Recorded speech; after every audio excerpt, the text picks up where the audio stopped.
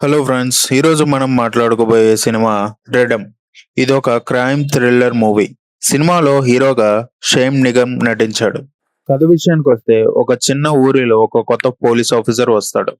అక్కడ వరుసగా జరుగుతున్న క్రైమ్స్, ఆ క్రైమ్ కేసుని అతని జీవితంలో ఎలా టర్న్ చేశాయి, అసలు ఆ క్రైమ్ వెనకాల ఎవరున్నారు, చివరిగా వచ్చే ట్విస్ట్ ఏంటి, అదే ఈ సినిమాకి మెయిన్ ప్లాట్. మూవీలో ఫస్ట్ హాఫ్ మాత్రం చాలా స్లోగా ఉంటుంది, కానీ ఇంటర్వెల్ తర్వాత స్టోరీ ఇంట్రెస్టింగ్ గా మారుతుంది.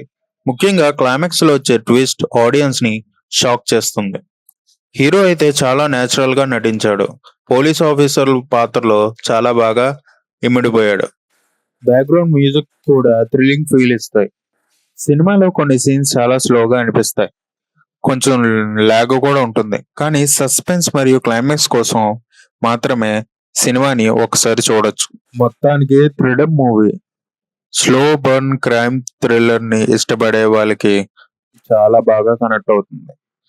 This is the video guys.